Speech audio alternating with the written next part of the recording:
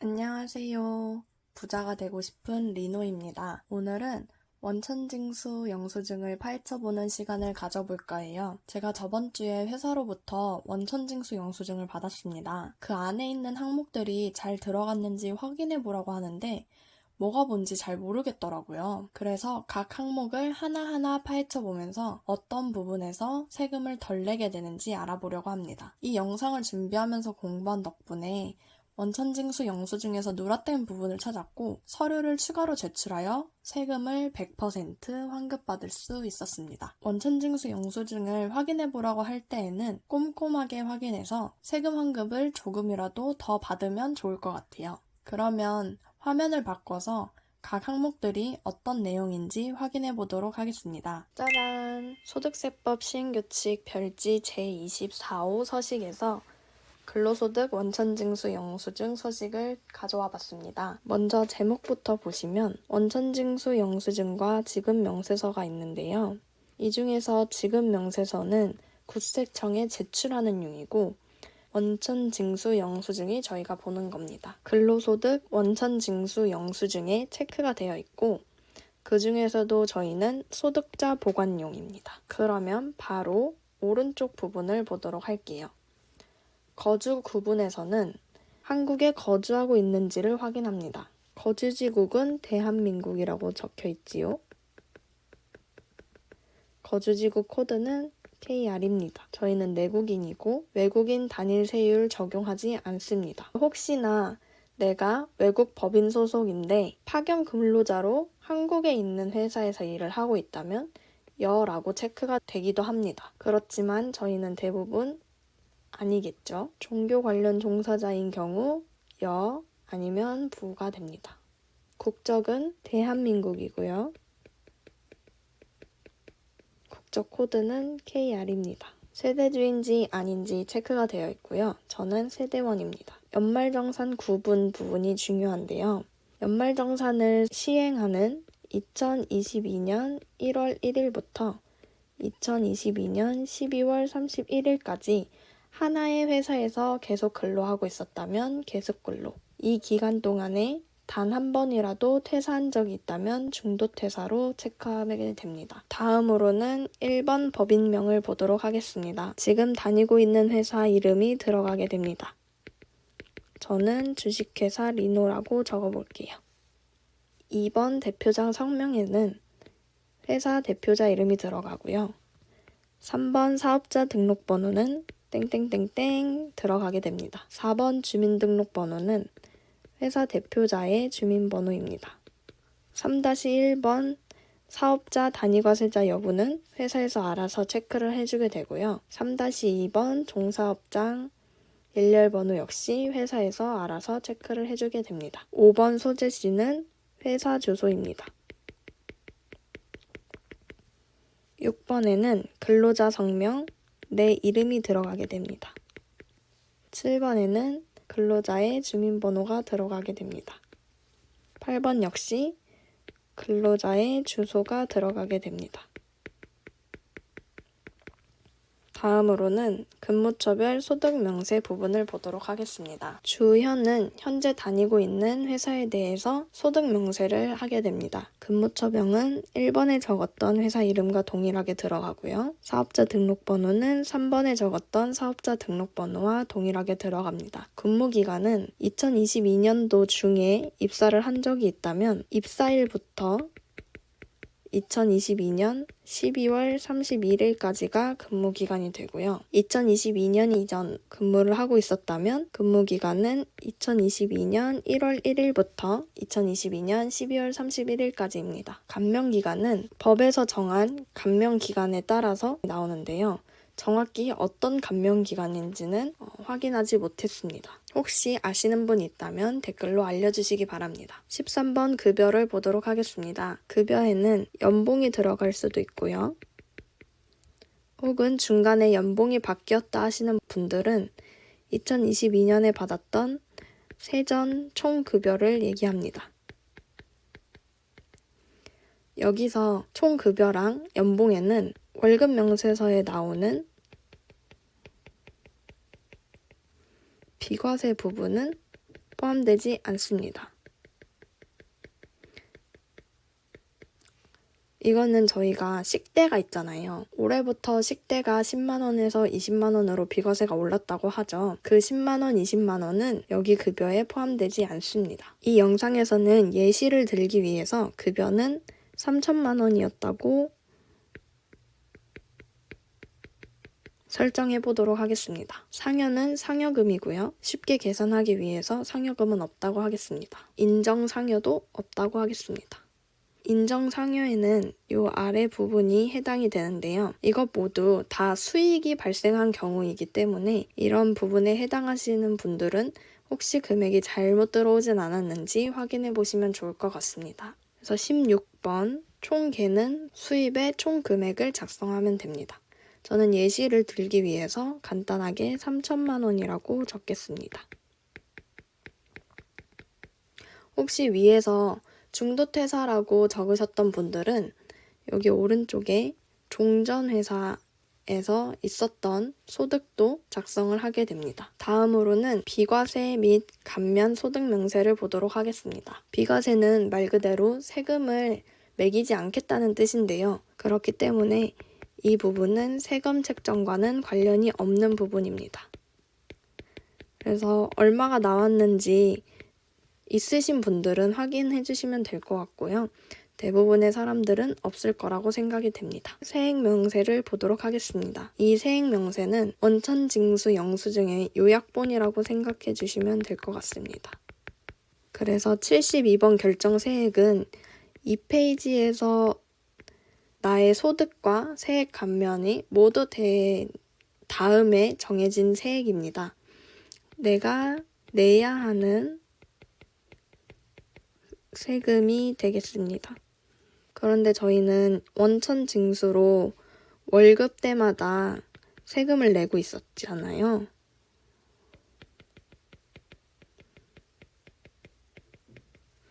이 금액은 이미 낸 세금입니다. 그 외에 75번 납부특례세액이 있으신 분들은 특별세액을 받으시면 되고요. 그래서 76번 차감징수세액을 보시면 72번에서 73, 74, 75번을 빼게 됩니다. 예를 들어 다음 페이지에서 계산된 세금이 100만 원인데 그동안 원천징수로 낸 세금이 150만 원이라면 차감징수세액 계산에 의해서 마이너스 50만 원이 나오게 됩니다. 이 부분에 마이너스가 적힌 경우에는 세금을 환급받는다는 뜻입니다. 반대로 내가 내야 하는 세금이 150만 원이라고 계산이 되었는데 월급을 통해서 낸 세금은 100만 원밖에 되지 않는다면 계산에 의해서 50만 원을 세금으로 더 내야 합니다. 이렇기 때문에 이 원천징수 영수증을 꼼꼼히 살펴보고 세금 환급 금액이 너무 적거나 오히려 뱉어내야 하는 경우 어떤 부분이 빠졌는지를 확인하신 후 추가로 서류를 제출하시면 세금 환급을 더 받으실 수 있습니다. 다음으로 두 번째 페이지를 확인해 보도록 하겠습니다. 두 번째 페이지는 가운데 선을 기준으로 왼쪽은 소득공제, 오른쪽은 세액공제로 이루어져 있습니다. 소득공제는 앞에서 3천만 원을 벌었다고 작성을 했는데 그 소득으로부터 반드시 써야 하는 돈들을 빼주겠다는 의미입니다. 예를 들자면 앞에서 썼던 3천만 원에서 여기에 들어있는 각각의 항목들로 인하여 2천만 원이 공제가 되었다면 1천만 원만 남게 됩니다. 그러면 국가에서는 이 1천만 원에 대해서만 세금을 매기게 되어 있습니다. 오른쪽 세액공제로 넘어가게 되면 1천만 원의 세금을 100만 원이라고 해보면 이 100만 원에 대한 세금으로부터 공제가 되는 겁니다. 그래서 소득공제와 세액공제를 둘 다 적절히 많이 받아야 내는 세금이 더 줄어들겠죠? 그러면 자세히 알아보도록 하겠습니다. 두 번째 페이지의 첫 번째 항목은 21번 총급여입니다. 16번과 동일하게 작성을 하라고 되어 있고요. 저는 3천만 원을 예시로 들었습니다. 22번은 근로소득공제입니다. 근로소득공제는 국가에서 정한 소득공제 금액이에요. 국세청 홈페이지에 가시면 얼마만큼 소득공제가 이루어지는지를 확인할 수 있습니다. 저 같은 경우에는 3천만 원을 예시로 들었기 때문에 3천만 원에 해당하는 소득공제 금액으로 계산을 해보도록 하겠습니다. 기본소득공제 750만 원에서 21번 금액에서 1,500만 원을 빼주고 여기에 15%를 곱해줍니다. 곱하기를 먼저 계산하고 그 다음 750만 원을 더하게 됩니다. 이 금액을 계산해보면 근로소득공제는 975만 원이 나오게 됩니다. 23번 같은 경우에는 21번 총급여에서 근로소득공제만큼을 뺍니다. 그러면 2,025만 원이 남게 되겠네요. 그 다음부터는 기본공제가 들어갑니다. 기본공제는 이 2,025만 원에서 내가 살아가는데 기본적으로 들어가는 금액을 국가에서 알아서 계산해서 인정해주겠다 라는 의미고요. 24번에 있는 본인은 반드시 들어가게 되어 있습니다. 저는 150만 원이라고 예시를 들을게요. 그 밑에 있는 경우에 해당하시는 분들은 서류를 제출하시면 각 항목에 대해서 100만 원, 200만 원씩 공제가 되게 됩니다. 다음으로는 31번 국민연금보험료를 보겠습니다. 이거는 저희가 월급에서 매번 빼먹지 않고 납부를 했기 때문에 반드시 포함이 되는 공제 금액입니다. 이거는 100만 원이라고 대상 금액을 적어보고요. 이런 경우에는 공제 금액도 대부분 100% 되게 됩니다. 공무원이신 분들, 군인, 사립학교 교직원, 우체국을 다니시는 분들이 또 별도로 내는 연금에 있다면 그 대상 금액과 공제 금액을 확인해 보시면 좋을 것 같습니다. 다음으로는 33번의 가건강보험료입니다. 이 건강보험료도 저희가 월급에서 내고 있는 부분이죠. 그래서 나오는 금액을 그냥 보시면 될 것 같고 고용보험료 역시 나오는 금액을 그냥 확인하시면 될 것 같습니다. 다음으로는 34번 주택자금입니다. 이 부분은 좀 중요하게 보셔야 되는 경우가 있는데요. 국가에서는 우리가 살아가는데 집이 필수로 필요하다고 생각하기 때문에 그 집을 구입하는 데 사용한 대출과 그 대출을 갚는 데 들어간 돈들을 해당 사항에 맞춰서 공제를 해줍니다. 그래서 이 부분은 반드시 본인이 어느 부분에 해당하는지를 보시고 서류를 제출하셔야 공제가 되는 부분입니다. 저 같은 경우에는 부모님 집에 살고 있기 때문에 이런 금액은 없겠죠. 35번은 기부금 2월분이기 때문에 2022년 기부가 아니라 그 이전에 기부금들을 서류 제출을 못하는 경우에는 35번에서 공제가 되게 됩니다. 36번에 있는 개는 32번부터 35번까지를 더해준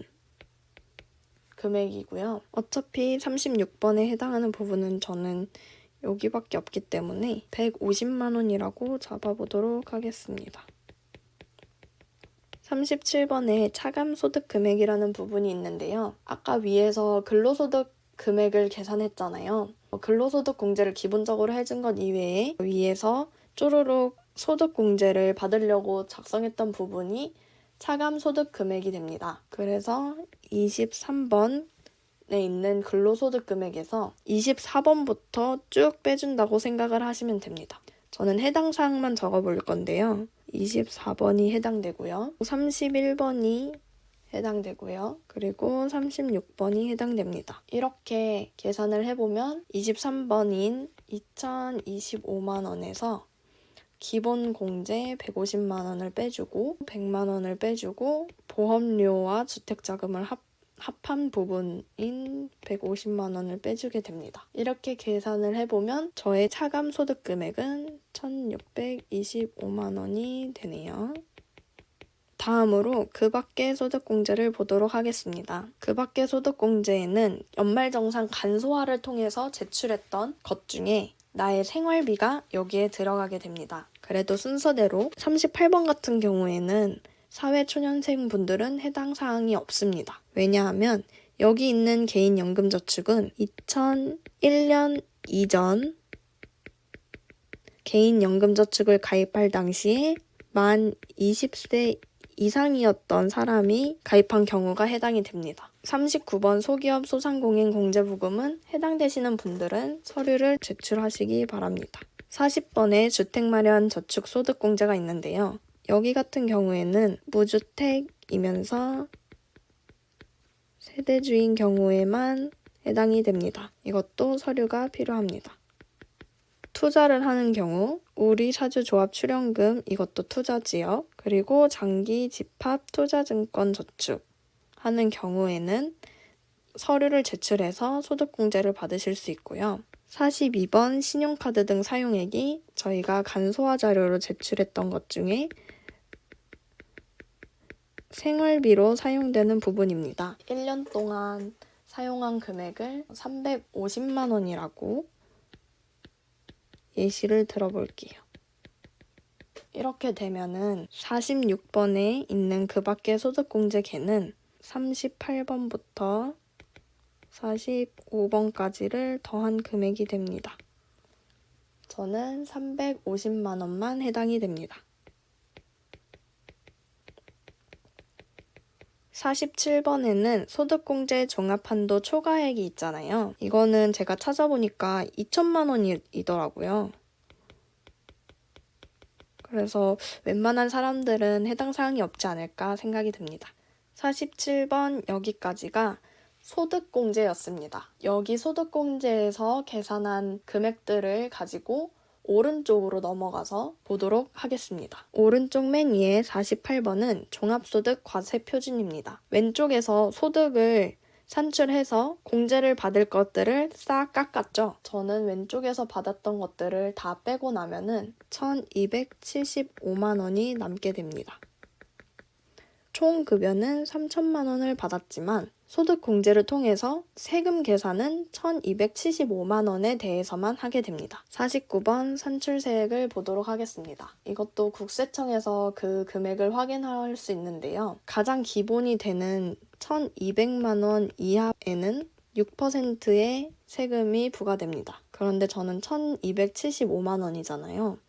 그래서 1,200만 원까지는 6%로 부과가 되고 그 뒤에 있는 75만 원에는 15%의 세금이 부과가 됩니다. 어떻게 계산이 되냐면요. 1,200만 원의 6%니까 72만 원이고요.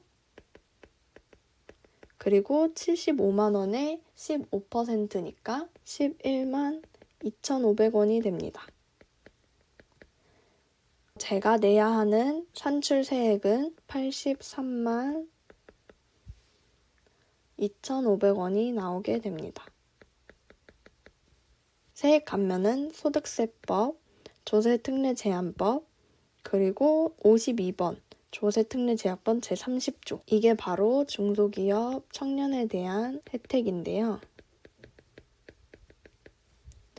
중소기업 청년이지만 세분화가 되어 있습니다. 만 34세 이하인 청년의 경우에는 5년간 90%의 세액 감면 혜택이 있습니다. 저는 이 부분이 빠져 있었어요. 그래서 여기서는 세액 감면 혜택을 하나도 못 받게 되어 있었는데 이 부분이 빠진 걸 보고 서류를 추가로 제출해서 세액 감면을 더 받게 되었고요. 중소기업 청년 근로자가 먼저 서류를 제출해야 이 부분이 적용되는 것 같았습니다. 그래서 저는 83만 2,500원에서 90%의 세금 혜택을 받기 때문에 74만 7,000원 정도의 혜택을 받게 됩니다.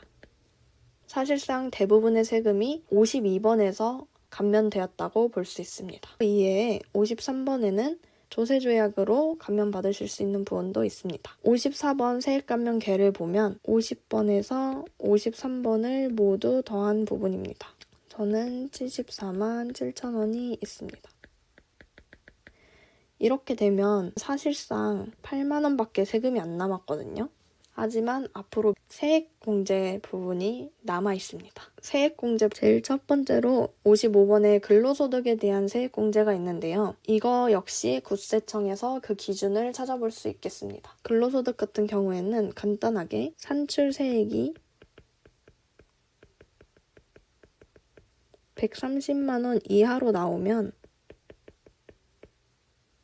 55%에 해당하는 금액을 공제해 주는데요. 저는 8만 원밖에 남지 않았기 때문에 8만 원의 55%인 4만 4천 원을 공제받게 되었습니다.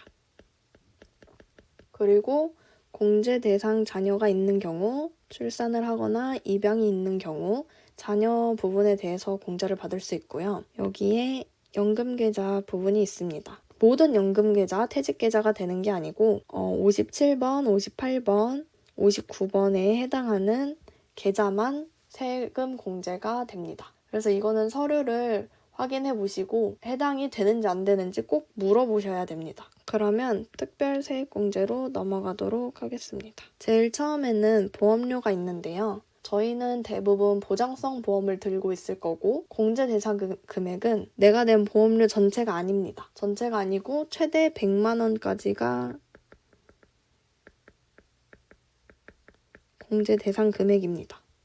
그래서 한 달에 10만 원씩 보험료를 내고 계신 분들은 1년에 120만 원을 보험료를 냈지만 공제 대상 금액은 100만 원만 인정이 됩니다. 이 100만 원에서 12%만 세액 공제가 가능합니다. 그러면 12만 원이 되겠네요. 61번 의료비 같은 경우에는 내 연봉의 3% 이상을 의료비로 사용을 해야 공제 대상 금액에 인정이 됩니다. 보험을 통해서 보험금을 받은 경우에는 의료비로 포함되지 않습니다. 저는 3천만 원을 예시로 들었기 때문에 90만 원 이상 의료비를 사용해야 공제 대상 금액이 들어가는데요. 91만 원을 의료비로 썼다고 하면 공제 대상 금액은 만 원만 해당이 됩니다. 여기에 15%만 세액공제가 되기 때문에 1,500원만 세액공제가 되는 셈이죠. 병원을 많이 다녀오신 분들이라면 보험료 받은 부분을 제외하고 연봉의 3%에서 나머지 금액이 공제 대상 금액이 맞는지 확인을 해보시기 바랍니다. 저는 이 예시에서 의료비는 빼도록 하겠습니다. 다음으로는 62번 교육비입니다. 교육비는 본인이 사용한 금액에 대해서는 15%를 공제해 주는데요.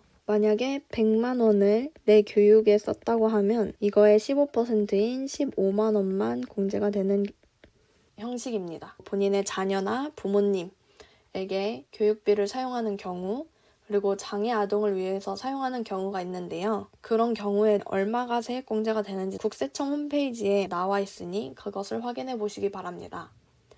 저는 교육비를 쓰지 않았기 때문에 0원으로 하겠습니다. 교육비에서 눈여겨봐야 할 점이 자녀의 초, 중, 고, 대학교까지는 공제 대상이 포함이 됩니다. 그런데 대학원은 포함되지 않으니 혹시나 대학원을 진학하려는 자녀가 있다면 이 부분을 공제가 되지 않는다고 생각하시고 확인을 해보시면 좋을 것 같습니다. 63번은 기부금입니다. 이 기부금에는 정치자금, 소득세법에 의한 기부금, 우리사주조합 기부금, 종교단체 외 기부금, 종교단체 기부금이 있는데요. 여러분들이 혹시 제 이전 영상을 보셨다면 저는 종교단체 기부금이 있습니다. 11조 한 부분이 종교단체 기부금에 포함이 되는데요. 예시로 100만 원을 냈다고 한번 해보고 이 경우에는 20%의 공제를 받게 됩니다. 64번에 있는 개는 기부금 개를 얘기합니다. 저는 20만 원이 해당이 되고요. 65번 표준세액공제를 보도록 하겠습니다. 이 표준세액공제가 기본적으로 13만 원으로 측정이 되어 있는데요. 이거 같은 경우에는 특별소득공제, 특별세액공제, 그리고 월세액공제 이 세 가지 부분을 더한 금액이 13만 원보다 적은 경우 그런 경우에는 65번을 적용해서 13만 원을 공제해주고 이 세 가지가 더한 게 13만 원보다 큰 경우에는 65번을 적용하지 않고 이 세 가지를 적용하게 됩니다. 저는 당연히 특별소득공제, 특별세액공제가 이미 13만 원을 훨씬 뛰어넘었기 때문에 65번은 적용하지 않습니다. 67번 주택 차입금은 서류를 제출하시면 되고요. 68번 내국 납부도 서류를 제출하시면 세액 공제를 받으실 수 있습니다. 69번 같은 경우에는 월세를 사시는 분들은 월세금에 대해서 세액 공제를 받을 수 있는데요. 이때 조건이 몇 가지가 있습니다. 월세 부분은 쓸 게 많아서 크게 보도록 하겠습니다. 월세 공제를 받으려면 조건들이 있는데요. 일단은 계약자가 본인이어야 하고요. 무주택이어야 하고 전입신고가 완료되어야 합니다. 또 본인의 연봉이 7천만 원 이하여야 하고 지금 살고 있는 주택의 기준시가가 3억 이하여야 합니다. 이렇게 되었을 때 연봉이 5,500만 원 이하이신 분들은 12%가 공제가 되고요. 5,500만 원에서 7천만 원이신 분들은 10%만 공제가 됩니다. 그런데 이 공제 금액도 월세를 한 달에 100만 원씩 내서 1,200만 원을 월세를 내게 되었다. 그러면 공제 대상 금액이 1,200만 원이 되는 게 아니고요. 이거는 최대 750만 원까지만 가능합니다. 여기에 연봉에 따라서 12% 혹은 10%의 금액을 세액 공제 받게 됩니다. 연봉이 6천만 원이라고 하면 75만 원만 받겠죠? 하지만 저는 부모님 집에 살기 때문에 월세 공제는 받지 않습니다. 70번 세액 공제계를 보면요. 위에서 나왔던 모든 세액 공제들을 다 더하게 되는데요. 55번부터 69번까지를 더한 금액입니다. 제가 여기에 총 36만 원 정도 나오거든요. 근데 여기에 36만 원이 적히는 게 아니고 위에서 세액 감면을 받고 남은 금액이 8만 원이었잖아요. 그래서 제가 받게 되는 세액공제계는 36만 원이 아니라 8만 원이 최대치입니다. 세액공제계는 8만 원으로 적도록 하겠습니다. 71번 결정세액을 보시면 49번에서 54번과 70번을 빼라고 되어 있죠. 49번을 보시면 산출세액이잖아요. 그래서 제 산출세액 83만 2,500원에서 54번을 뺍니다. 54번은 세액 감면 부분일 거예요. 그죠? 54번 세액 감면계 74만 7,000원을 빼주고요. 그 다음 70번을 또 빼줍니다. 이걸 다 빼고 나면 저는 0원이 되죠. 결정세액이 0원이 되면 숫자 0이 쓰이는 게 아니라 공란이 됩니다. 그럼 여기서 마이너스 얼마 나와서 세금 여기서 환급받는 거 아니야? 라고 생각하실 수 있는데 2022년에 내야 할 세금을 계산해 보니까 내야 할 세금이 하나도 없었다. 빵원이었다 라는 의미고 81번 실효세율 같은 경우에는 이게 0원이기 때문에 저는 당연히 0%겠죠? 그래서 이렇게 계산이 되고요. 이 두 번째 페이지에서 71번 결정세액 금액이 첫 번째 페이지에 있는 72번으로 넘어가게 됩니다. 다시 앞쪽으로 가볼게요. 네, 앞 페이지로 넘어왔습니다. 여기 72번을 보시면 결정세액은 이 페이지에 있는 71번과 동일한 금액이 들어가게 됩니다. 내가 내야 하는 세금은 0원이었고 월급 원천징수를 통해서 이미 낸 세금은 만약에 100만 원이었다. 그러면 76번 차감진수세액 계산에 의해서 마이너스 100만 원이 됩니다. 이런 식으로 저는 100만 원을 환급받을 수 있는 원천징수 영수증을 만들어 보았습니다. 이렇게 원천징수 영수증을 꼼꼼히 확인해보고 각 부분에서 세액공제가 되지 않는 부분, 소득공제가 되지 않는 부분이 있다면 반드시 서류를 추가로 제출하시고 세금 환급을 잘 받으셨으면 좋겠습니다. 이렇게 원천징수 영수증을 모두 살펴보았는데요. 하나하나 잘 따져가면서 내가 세금을 더 돌려받을 것은 없는지 확인해보시면 좋을 것 같아요. 회사에서 괜히 이런 거 확인하라고 하는 게 아니니까 꼭 하나하나 잘 따져보시고 세금을 잘 돌려받았으면 좋겠습니다. 제가 유튜브를 시작한 이후에 이 영상이 가장 긴 영상이 될 것 같아요. 공부하면서 준비한 영상인 만큼 많은 도움이 되셨으면 좋겠고 앞으로도 제 영상에 자주자주 찾아와 주셔서 영상을 봐주셨으면 좋겠습니다. 우리 모두 부자 되어요.